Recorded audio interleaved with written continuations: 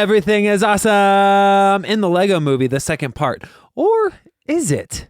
That and more on today's episode of The Real Review. So stay tuned. Welcome to The Real Review.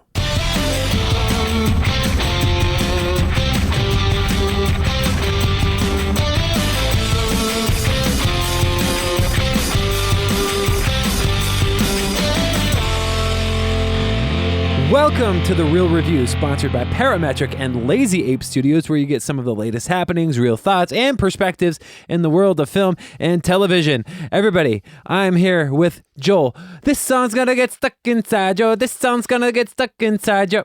Cunningham. Do I need to finish it? Nope. Is that no? Okay. Nope. That song, we talked about it. It did not get stuck inside my head. I think maybe for children, that might be a different story. Probably. Yeah. I didn't go with children, so I don't know. Okay. There was a very I didn't empty go with theater, children either. actually. A very big but empty theater. It was kind of sad. It was me and one other person. Really? I did go to like a 10 o'clock showing, though. So. Yeah, ours was not. Ours was actually, let me correct that. 8:45 Okay. was our showing, so it was a little late. Kind No of on kids, the cusp of no okay. kids, but still to be that empty. Mine was Sunday night. Anyway, I'm here with Matt. Looking forward to La Filmalita. La Filmalita. Hey, yes. I don't know about that. Anyways, let me just say this right up front here. Any nickname I provide for you, Joel, is not Yes. commentary on you as a person. It's That's just good to something that clarify. I think of as being funny in that time or It's moment. good to clarify. And so if anybody out there is like, you know what, Matt's kind of mean to Joel, or if, or vice Joel's versa. kind of mean to Yeah. Matt. That's never the case. It's just something relevant to something we were talking about 5 minutes ago. But mine are personal. No, I'm kidding. Mine are personal attacks Yeah, on you. exactly. Yes, I got you. no, I appreciate the clarification. There Yes. are times, there have been occasions where I'm a little bit like, oh, all Yes. right. I just say Tearing it that down. because I saw you writing in your journal and, being saw me? really upset and Why are you- crying about the nicknames I've given you in the past. It's kind of scary because I would be writing in my journal at home. So how are you following me and watching me? This is getting really We don't need to deep talk with about this starting. right now, Joel.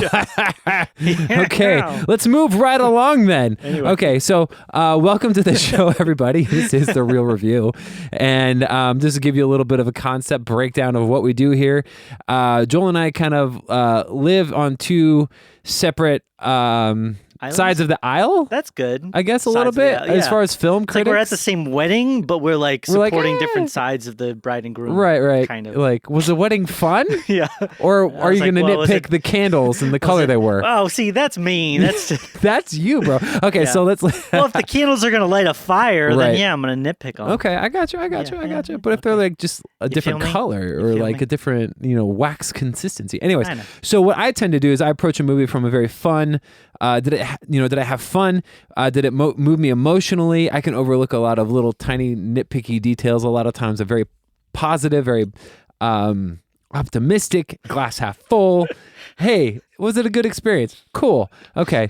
Joel is a little bit on the other side, maybe a little bit more negative, a little bit more I'm pessimistic. loving and caring, and I'm joyful and happy, and Joel hates and death and murder. Yes. It's about how this is And sounding, Joel's favorite episode of the year is always the worst 10 films Yes, episode. exactly. No, that's my because he least could just favorite. go off on Matt. I don't want to be this way, Matt. I'm just embracing who I am for our Okay. listeners and for you. Yeah. Anyways, Yeah. so what we do though is we kind of bring that to a happy middle. We talk about it. We throw back and forth some comments and Yeah. and stuff like that, and give you two perspectives there. And that is The Real Review. But before we get into our review today, Joel, how can the people get connected with us? Yes. Some wonderful, good, happy, exciting, lovely ways to get connected. Yes. I'm just going to start adding That's the kind of stuff I like to hear, positive Joel. flourishes. That's what I love to hear. Good adjectives. There you go. So first of all, realreviewmedia.com, which is our website. Check us out on there. Also, facebook.com/realreviewmedia. Yes. We're always posting lots of content up there. We just had a couple trailers drop. One of which I was like, hey, pretty good. The other I was like, yeah, that's a big blue man. I'm going to say what it was. Blue man Use your imagination. Aladdin. Yeah. That's hot. That's so hot. Anyway, additionally, we have ways to get connected to us on Instagram and Twitter, which are both at Real Review Media. And then we'd love to hear from you with our email address, which is realreviewmedia@gmail.com. Gmail. We'd love to hear from you, your thoughts and perspectives. Tell us what you thought of the big blue man in the trailer. And, if you also want to watch us, we have our YouTube.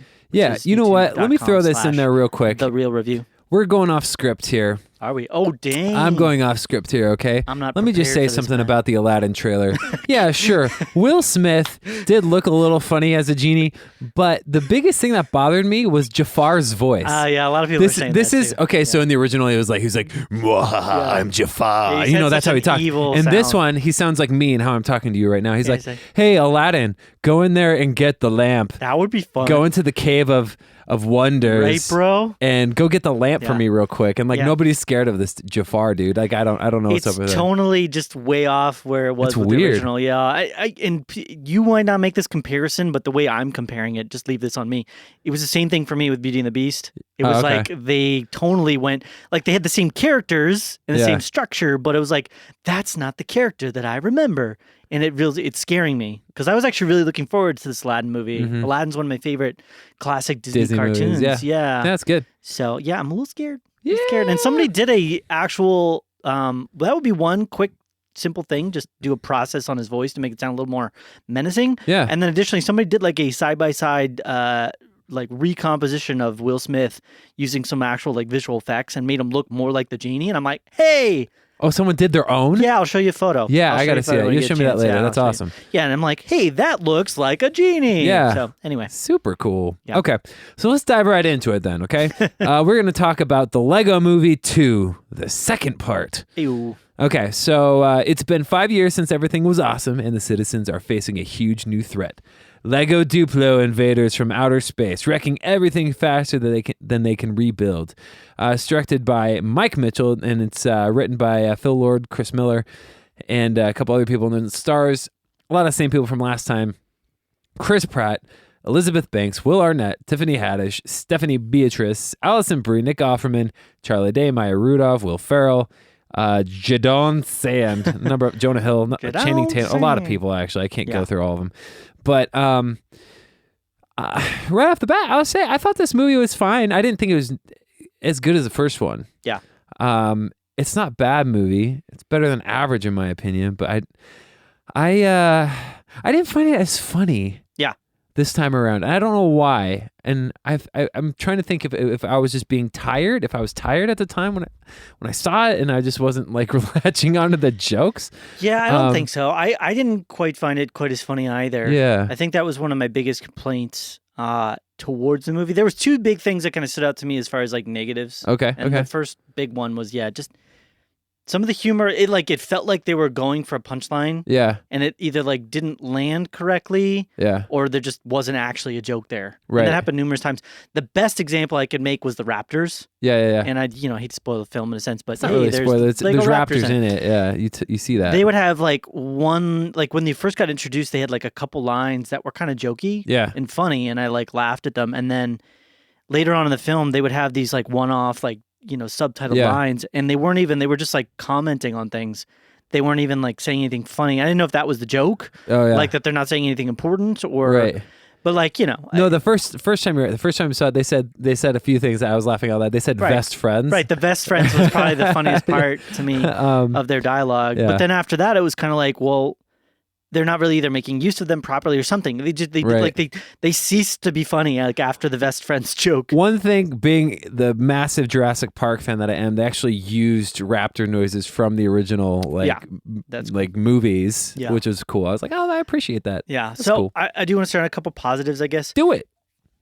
One of the things that I did really like about this movie was that it was still very inventive. Yeah. Not only in its willingness to like create new worlds and visual styles, kind of like with Yeah. the way that it was doing the animation. It was really cool. I liked all the worlds that they sort of invented for this. But then additionally, even with the story structure, kind of their willingness to again break the fourth wall at times. I wouldn't say quite as cleverly this time, but they still went there. The way that they kind of incorporated reality with the story, which got a little weird.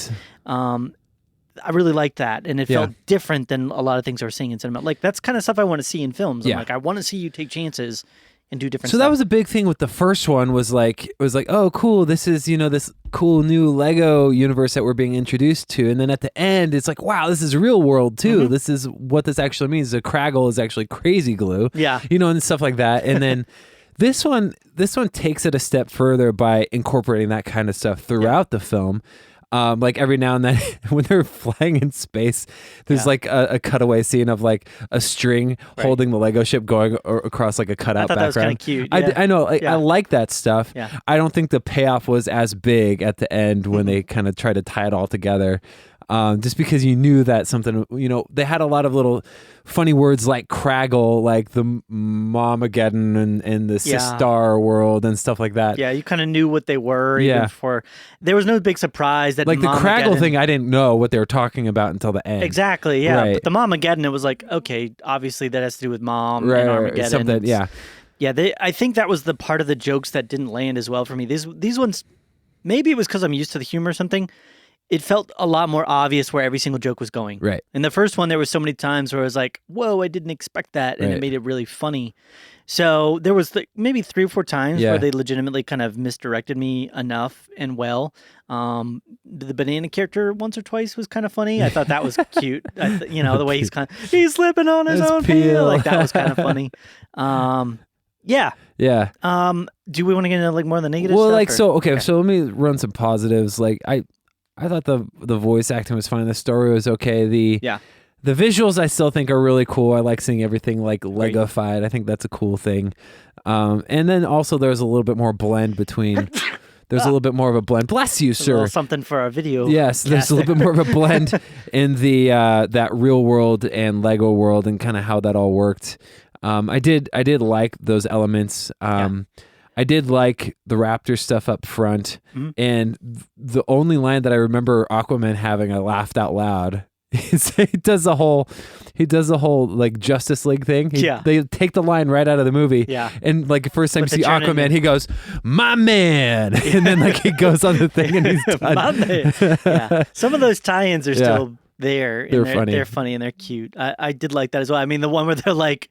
I think they were singing the song and they're like, well, these are the only heroes we have because Marvel won't return our call. Right. I thought that was like really funny too because you're like, oh yeah, you wonder why they are only using the Marvel or the DC characters. I don't think they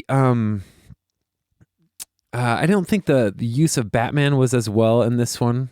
I don't know. I found his character annoying at times. Yeah. But he Will Arnett's always one of my favorite like kind of like weird voice actor guys. Like I really like him. I think with him, and this is kind of one of the complaints that I had. This is like more of a minor complaint. I had the big 2, but this is like one of the minor ones. It felt like they kind of got the characters, but on a very kind of one-dimensional level. Like this is who Batman is, but like in a very thin, shallow way. And so they kind of used who he was. But like if you saw the Lego Batman movie, it was such an awesome film in a way. To break through into like, well, why is the character like that? Why is he motivated to act this way and be this kind of a character? With this one, it was more just like, well, he is Batman. Right. So that's just the way he's going to be. He's like, I'm the leader because they've made 9 movies of me and they have like 5 others in development. Which it's like, well, we've been through enough with Batman now that like we kind of know his character.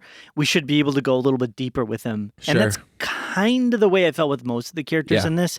I mean, there's new characters that have been presented in the film, so it was different for them. But at least any of the ones that were in the original film, I'm like, we've been through a long adventure with these characters. We've kind of seen them overcome a lot of stuff. Yeah.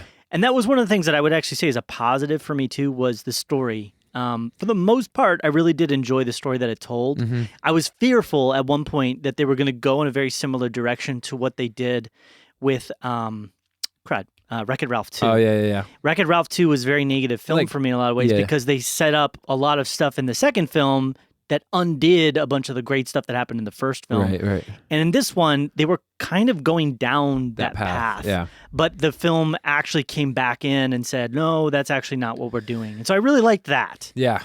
Yeah, for sure. Yeah. For sure. What else do you have to say? That's really it. Negatives, I wasn't keen on Maya Rudolph's character that much. But other than that, she was kind of flat. Yeah. She had 2 funny lines. Well, I thought she was trying to be funny a couple times. I was like, it feels like you're trying to be on SNL right now. Agreed. Yeah. The Lego thing was her funniest part to me. Yeah. And then Will Ferrell was hilarious because he was never actually there. He just had a voice. Yeah. Basically. What is up with that? And he was like very briefly cameoed in the beginning. But that was a shot from the previous one. It was movie, like they didn't have him available. The only other real negative, and this was kind of like my big 2, The second one, and this is kind of the more it's less hard to pinpoint, but the film felt more existential. I know it's a big word, Mm-hmm. but the threat in the first film was very real and tangible. Yeah. You kind of knew that, like, okay, these Legos are like their threat is that they're going to become super glued, and the entire movie that was kind of the threat, Mm-hmm. and they're going to be stuck like that. Yeah. This movie was kind of like this idea of like there's kind of this vague unknown enemy, Yeah. and you kind of knew what it was, but it was like it was there, but the enemy is more the character within the character, Mm-hmm. and so it just kind of gave me this vague sense of like, Yeah. the actual threat in a way in the actual like story was more about the two children outside of the Lego world. Yeah. And so it made that story more interesting and more important, but it kind of did that to me to the detriment of the actual Lego characters. Yeah. Because it kind of felt like they went on this journey to have a bunch of other people learn the stuff that they were trying to learn, Yeah. if that makes sense. So I know existential is kind of a roundabout word and very weird to say without me going in depth and explaining. I'm really trying to not spoil too many aspects of the story, though. I feel like we use that as an excuse sometimes, and it's not. We really just try not to spoil things Yeah. with our films here. Straight up. Yeah. So I Yeah. enjoyed it, though. Yeah. I mean, out of all my viewing experiences of the year so far, this has been one of the better ones. Yeah, it definitely has been one of the better ones. I don't really have a lot of negative things to say Yeah. on what I've said already. I did not think it lived up to the first one, but I did appreciate a lot of the stuff in it, and it was fun to watch. Yeah. You know, it wasn't a chore to get through, you know? Yeah. I think that was the big things. It was like the humor just wasn't there for me. And then secondarily, it felt like the Lego people's story took a backseat to the characters in the Yeah. real world story. They actually did. They actually know? incorporated more of a musical tone to it. That I didn't like either. Yeah. That was more of a minor thing. I always feel like, and maybe this is just me, but it always feels like a bit of a cop-out when they just break into song. Yeah. Because it's like, to me, most of the time in movies like this, songs don't really move the plot forward. Right. They kind of just exist to have a longer period of time where something is happening that's Yeah. interesting and fun. Because you can go off in all these crazy directions with the Yeah. song that you wouldn't necessarily be able to in a plot. Because as soon as the song's over, you can just go whoop and then bring it Yeah. all back in. Same thing again with Wreck-It Ralph 2, you know, when they broke into song there. And this one had, 3 or 4 musical like breakdown It points. did. Whereas Well, the first one only here's had the thing, one. though. Really? The difference between the first one is it was like a song that was on like the radio station and Yeah. people were listening to it. It wasn't like people broke out into song and were doing it. It was just because it was on the radio station.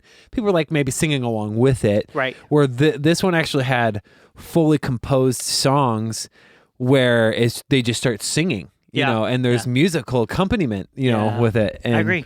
I was like, oh, that's different. Yeah. There was funny commentary, especially over the first one. I was like, so that's kind of funny. He's like, it's like that weird octopus. Yeah. Like, yeah. Anyways, Yeah. I I get you. don't want to spoil anything else. I Yeah. almost went into that, but Again, it feels like the directors of this, like it's a different team, a different person directing this. The first one had the 2 guys.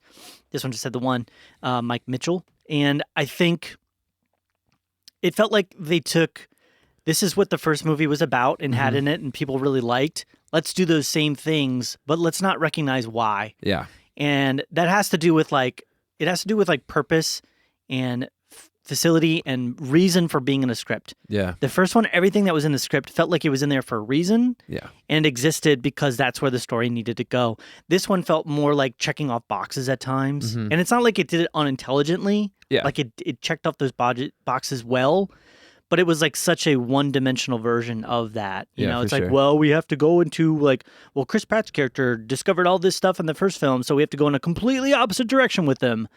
You know, but there were still like layers that I felt like they could go in with this character. yeah, I don't know. yeah. I can gotcha. keep going into detail with this, but it really just felt like a slightly less inventive, original version, less funny of the first Yeah, film. no, So, totally feel the same on that.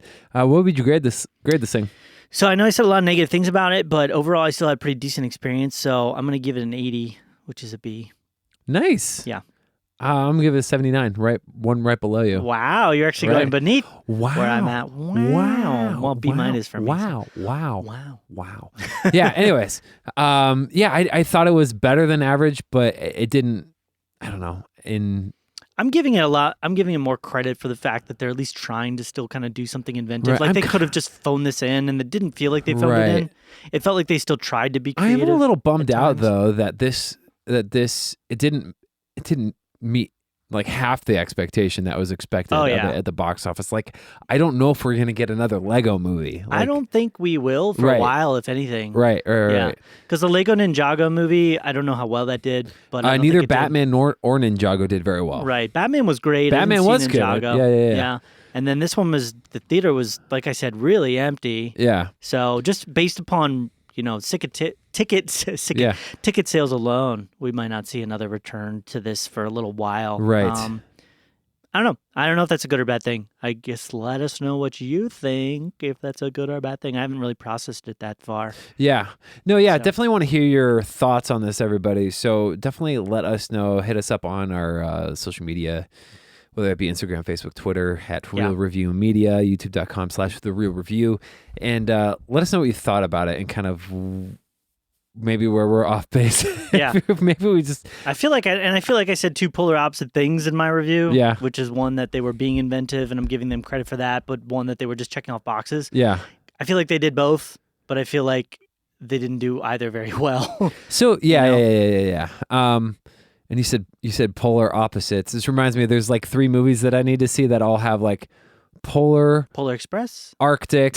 So that was a long time ago. Those are Mads Mikkelsen movies, and then there's that Liam Neeson movie that's Cold Pursuit. Oh, yeah. I wanted to anyways, see that, everything is like cold related. Yeah, and anyways, sorry. Cold is so hot right now, Matt. Oh, man. Didn't. Anyways, Joel. Yeah. Is there anything else you want to add to that review? No, Anything else? I think I'm good. Yeah. Cool. I'm going to let my review stand for what it is. If I didn't do a good job explaining it, then email me. This next week, we're going to try and... actually, coming really soon, as soon as we can, we're going to try and review Alita Battle Angel for y'all. Which will be a great one for us. Yes. Hopefully it's good. Yes. Because people seem to not like it when it's bad. Oh, man. I made a comment like 10 months ago about the first trailer that came out saying that the effects looked bad, and they did in that first trailer. They did. Okay? They look way better now, people. I am 100%. I think they did not look good then. They look a lot better now. If you compare the two, they have done some great work on the visual effects. So stop being negative. I might have to change your nickname to Matt Defends Himself a lot. Hey, yeah, just from Alita Battle Angel fans. What the heck, man? Yeah. Anyways, okay. You've all been awesome. Thanks for tuning in. Nothing else you want to add, Joel? Some ways to get connected. Just a reminder, realreviewmedia.com. Yes. Facebook.com/realreview. Yeah. Sorry, Facebook.com/realreviewmedia. Real Review Media, you said the email at Real Review. Yeah. Go back to the beginning if you want to get connected. Yes, definitely do that. Yeah. And do want to get connected. But. Yes, absolutely. And we're going to start talking about our next contest probably in the next month or two. So stay tuned. Stay tuned for that. Matt's car. Yes, not going to happen. But anyways, thanks for having us. Thanks for having us. It's been amazing, and it's been real. It's been real.